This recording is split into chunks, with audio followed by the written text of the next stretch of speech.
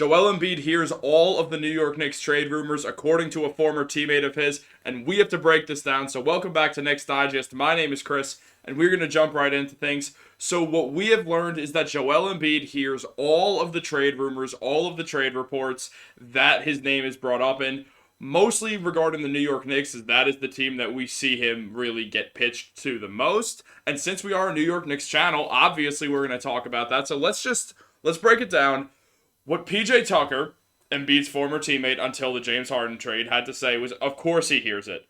But you never know with these situations and how it's going to play out and what guys are thinking, what's happening behind closed doors. You never know. So PJ Tucker is essentially saying that yes, Joel Embiid hears all of these trade rumors.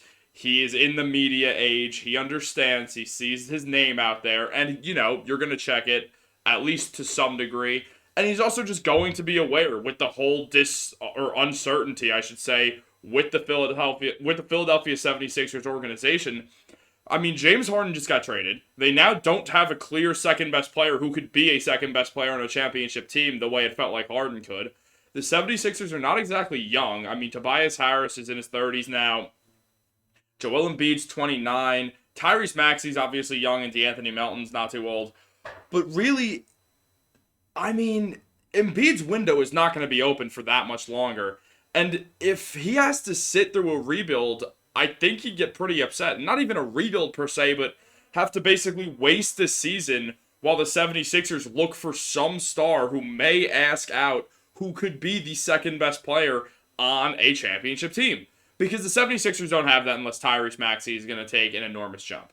And something to note is that obviously the 76ers have been very good this season. They've been very successful, but it just feels like they're going to need more star power to win the NBA Finals. Joel Embiid is not the model of good health. He's usually had an injury basically every season of his career. His career obviously started with back-to-back seasons of him missing time, and then in his rookie year, he only ended up playing 40 games because of a different injury.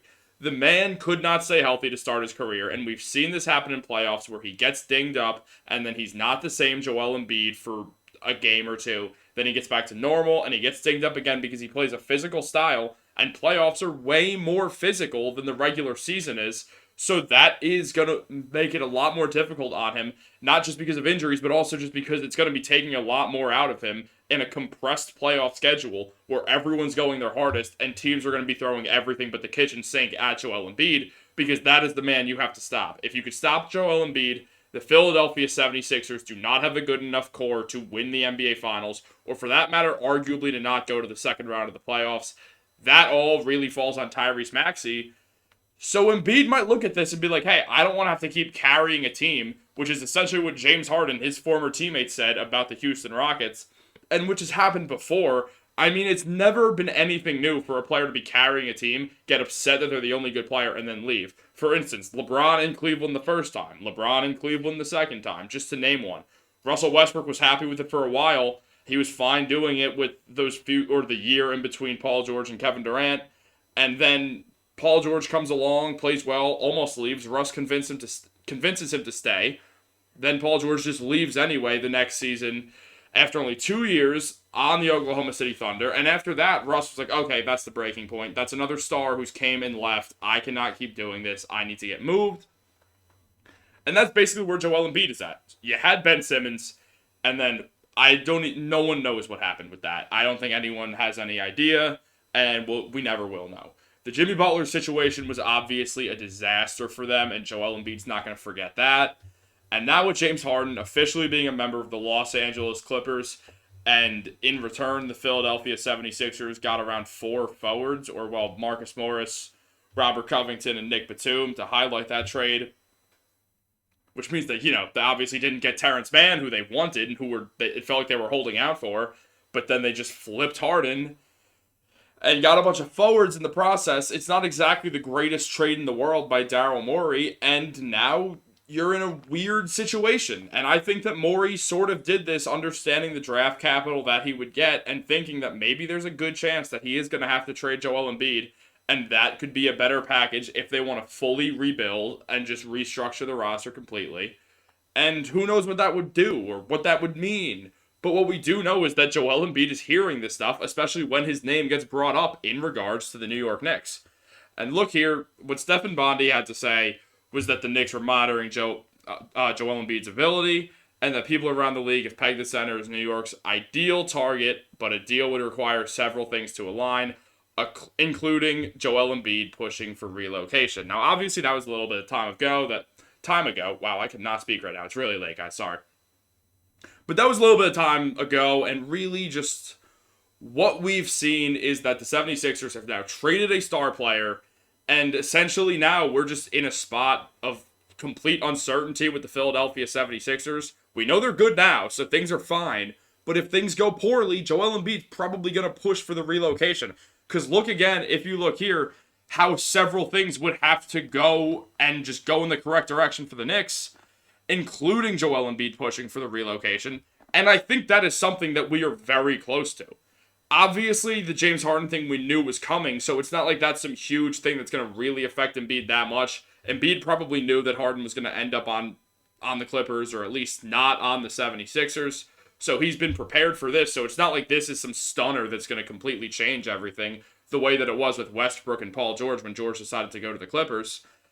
And I don't know, it feels like Joel Embiid can only hold out for so much more and just deal with these stars coming in and then leaving pretty angry. No one has left the Philadelphia 76ers who has been an all-star with Joel Embiid who has a good rapport with that organization anymore. And it's been through different general managers, different presidents, whether it was that whole scandal with Colangelo or now this with Daryl Morey and James Harden, who seemed like they were really tight, and now they just hate each other. Or at least James Harden hates Daryl Morey. I don't know how Daryl Morey feels. It's just a really weird situation in Philadelphia. And Joel Embiid hearing these remarks is nothing new, but it is something to be aware of, because that means, at least to some degree, he's like, okay, let me be open to seeing what happens. If he were to just be shutting this down and just not even thinking about it, it would mean, okay, he's probably really connected to Philadelphia. But Embiid's left enough hints that he's not going to stick around in Philly if they can't actually win a championship for that much longer. And it feels like they don't have a realistic path to the championship unless a different star is to ask out next summer, which already means Joel Embiid's sort of wasting, you could say, a season of his career for this team. You would need that star to be someone good enough where you can both give away assets that won't completely deplete your team, but also pair well enough with Joel Embiid to where you can win an NBA Finals. And it happens frequently enough that we know there will be a guy who hits the market. We know the 76ers have had some interest in Donovan Mitchell, wherever that may lead, probably nowhere as of now. Maybe somewhere down the line, but the Cavs are not going to trade Donovan Mitchell this season or anything like that. Maybe this summer, but that's a stretch. Who knows who the next star to ask out is going to be, but it feels like it's going to be Joel Embiid. And that means the 76ers, if they're making a blockbuster star trade, it's probably going to be another trade where they are trading the star player away for more assets. And if you ask me, not just because I think it would be really cool to have Joel Embiid on the Knicks because he's a top 3 NBA player and the reigning MVP, I also just think this is the right move for Philly to give up on this. It's not happening.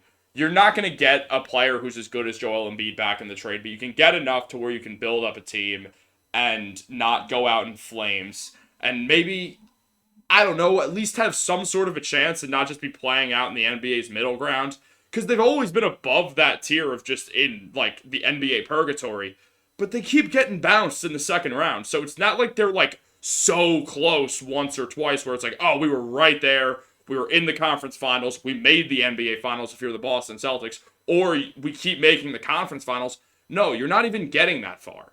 And now you have a much worse team than you've had in years after going into the season with James Harden having the best team you had ever had around Joel Embiid. Now you don't have that because James Harden's not there. PJ Tucker's not there. They brought in Covington and Batum and Morris, but still, that doesn't really matter. It doesn't change the fact that you lost James Harden.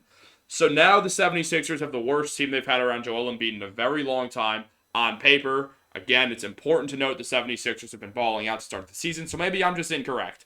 But I do not think Embiid's going to stick around much longer.